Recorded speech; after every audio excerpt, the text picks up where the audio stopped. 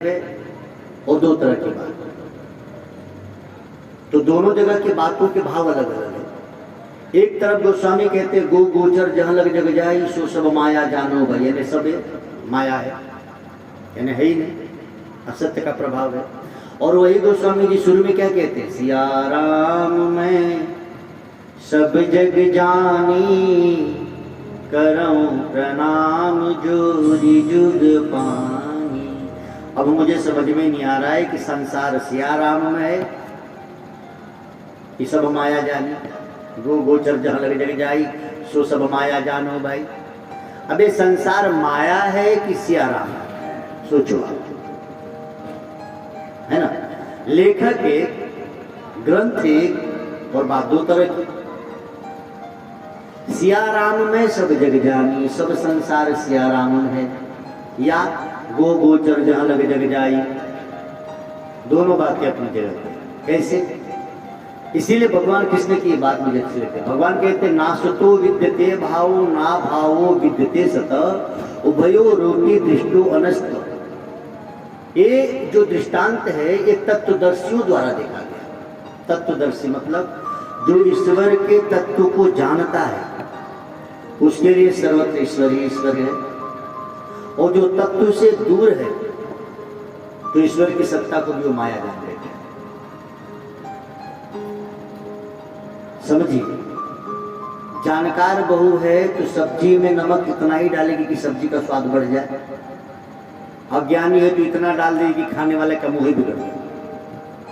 नमक वही का वही है, अधिक पड़ गया अजानकारी में तो खाना खराब, जानकार है ठीक से पड़ा तो खाना स्वादिष्ट है। तो सब ब्रह्म में ही, अज्ञानी जानता नहीं है तो उसको माया लगता है, वो गोचर जहां लग जग जाए।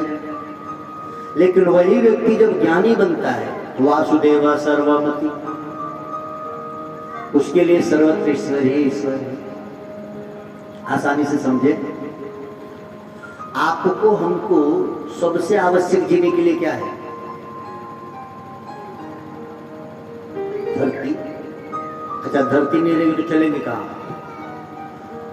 आप और हम लाखों किलोमीटर चले, लाखों मील चले, पैसा लगता है? नहीं। धरती हमको चाहिए ना, अन्न पैदा करने के लिए भी, घर बनाने के लिए भी, चलने के लिए भी, रहने के लिए। अब देखो, धरती हमें चाहिए तो धरती मिली ना, पर्याप्त धरती है आपके पास, आप चाहे जितना चाहो, कोई इसका भाड़ा नहीं लगता, चाहे बैठ जाओ, धरती मां किसी से पैसा नहीं मांगती। अब धरती से भी ज्यादा जरूरी क्या है? जल। जल जरूरी है ना भाई। धरती मिली, अब इससे इस पे रह तो सकते हैं लेकिन जल के बिना जी नहीं सकते, तो धरती से 10 गुना ज्यादा जल है। विज्ञान पढ़ लीजिए, जितना धरती है इससे 10 गुना ज्यादा तो जल है ना। अच्छा, जल से भी ज्यादा जरूरी क्या है? तो हवा। जल के बिना तो हम 40 घंटा 48 घंटा जी सकते हैं, हवा के बिना तो 1 घंटा भी नहीं जी सकते। अब विज्ञान भी कहता है, शास्त्र भी कहता है कि जल से 10 गुना अधिक हवा है संसार में। आप जहां बैठे हैं वहां धरती है, भले वहां जल हो ना हो, जल भी है तो इसके नीचे हवा तो सर्वत्र है। तो धरती से 10 गुना अधिक जल है, जल से 10 गुना अधिक हवा है। अब हवा से भी 10 गुना अधिक क्या है? आकाश। शब्द तत्व जो हमारा चित्त है, आकाश को चित्त माना गया। अब इस चित्त में चैतन्य बैठता है, हृदय से अर्जुन तिष्ठति, तो सबका तो 10 गुना कहा, लेकिन जहां ईश्वर की बात है तो बोले अनंत गुना है, इसका कोई पता ही नहीं है।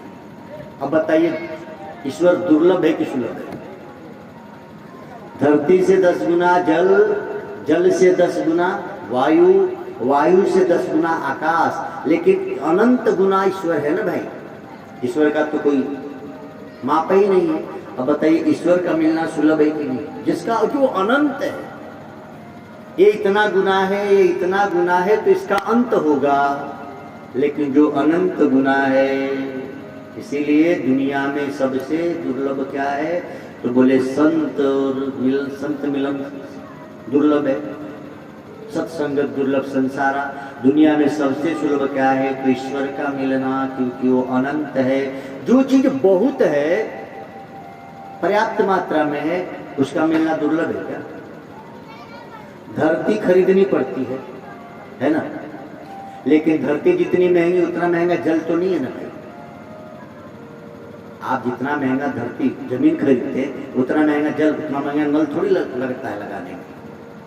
अच्छा, नल लगाने में तो फिर भी खर्चे हैं, 2000-4000 लग जाएगा। उससे सस्ता हवा है। कोई है जो आपके भूपतपुर में कहता हूँ हम हवा खरीद के पीते हैं? नहीं। आकाश उससे भी सस्ता है। हवा तो कभी कभी ऑक्सीजन चढ़ाना पड़ता है, लेकिन आकाश बिल्कुल सस्ता है। शब्द उससे भी अनंत है परमात्मा। इसीलिए ईश्वर का मिलना बिल्कुल सुलभ है। कब सुलभ है? जब कोई मिलाने वाला मिल जाए। इसीलिए भगवान कृष्ण कहते हैं गीता के दूसरे अध्याय का 16वां श्लोक, नासतो विद्यते भावो ना भावो विद्यते सतः। असत्य का कोई प्रभाव नहीं है और सत्य का कोई अभाव नहीं है। कब? जब सत्य स्वरूप सतगुरु के श्री चरणों में हम बैठ जाएं और उनका सत्संग हमको आत्मसात हो जाए, तो सत्य ही सत्य हर जगह नजर आए। है सर्वत्र ईश्वर ही, लेकिन हमारे आंखों पे चश्मा माया का है, तो ये माया नजर आता है गो गोचर जहां लग जग जाए। जैसे धूप है और धूपी चश्मा पहने हैं, तो धूप भी छांव नजर आता है। वास्तव में धूप है कि छांव है? धूप है ना, चश्मे के कारण छांव नजर आ रहा है। तो है तो सर्वत्र ईश्वर ही ईश्वर, लेकिन माया का जो बुद्धि मायामय हो गई है, मायामय जो मन हो गया है, मायामय में जो विचार है, उसके द्वारा गो गोचर जहाँ लग जग जाई सो सब माया जानो भाई। और जैसे ही चश्मा उतर गया तो सिया राम मैं सब जग जानी, करो प्रणाम जोर जुग पानी। माया में है तो लगता है सब झूठ ही झूठ है, ज्ञान की दृष्टि से देखा तो सब ईश्वर ही ईश्वर। तो दोनों बातें अपनी जगह पे हैं।